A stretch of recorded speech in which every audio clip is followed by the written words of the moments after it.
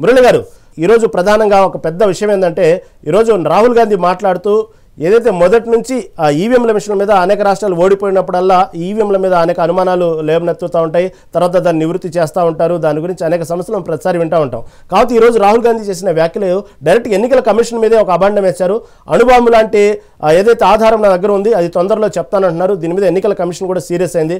నిజంగానే ఎన్నికలు అంత ఫ్రాడ్ జరుగుతుందంటారా? ఏమంటారు? చాలా తక్కువ సమయం ఉందండి. ఇది చాలా ప్రమాదకరం అండి. రైమ్ గారు, నేను ఏమంటున్నానంటే, మీ రాజకీయాలు మీ దగ్గర పెట్టుకోండి, కానీ దేశాన్ని అప్రతిష్ట పాలు చేసేటువంటి పద్ధతిలో రాజకీయం ఏదైతే ఉంటుందో ఇది ఎప్పుడు మంచిది కాదు. నేను ఇంతకుముందు కూడా చెప్పాను, ఆపోజిషన్ కూడా బలమైన ఆపోజిషన్ కావాలనే కోరుకుంటాం. రాహుల్ గాంధీ ఇంకా బలపడాలి, ఇంకా ఇటువంటి పాదయాత్రలు బాగా చేయాలి, ఆయన స్టేచర్ కూడా పెరగాలి అనే నాలాంటి వాళ్ళం మేము కోరుకుంటాం. అలాగే ఇప్పుడు మోదీ గారి విషయంలో మూడోసారి గెలిచారు, ఓట్లు పెరిగాయా తగ్గాయా అది వేరే విషయం. కానీ ఈరోజు ప్రపంచంలోనే మోస్ట్ పాపులర్ లీడర్ అని అన్ని రేటింగ్స్ చెప్తూ ఉంటాయి. అయినా సరే మనకు నచ్చదు కనుక మనం ఏదో ఒకటి అందాం, పర్వాలేదు అంటే నాకు ఏమి ఇబ్బంది లేదు.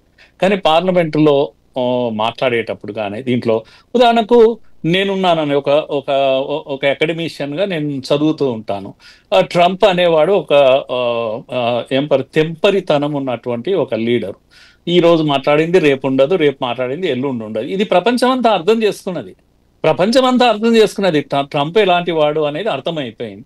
ఆయన సడన్ గా 25% టారిఫ్ ఏదో అనౌన్స్ చేశాడు. అది వేరే విషయం. తన ఆర్థికమైన ఇబ్బందులు ఏదంటే ఉంటే చేయొచ్చు మన మీద, లేకపోతే రష్యాతో ఆయిల్ తీసుకోవద్దన్నాడు. ఇదా కానీ ఇంకో మాట ఏమంటాడంటే, అయిపోయింది, yours is dead economy and Russia and your self మీరు పోయి సముద్రంలో పడండి, నాకేంది, మీరంతా డెడ్ ఎకానమీస్ అని ఒక అక్కస్తో ఒక మాట అంటాడు.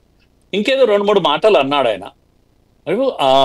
ఒక అంతర్జాతీయ స్థాయిలో ఒక వ్యక్తి ఆ మాట అన్నాడు, dead economy India is the fastest growing economy అనేది వరల్డ్ రికార్డ్స్ అన్ని చెప్తున్నటువంటి విషయం.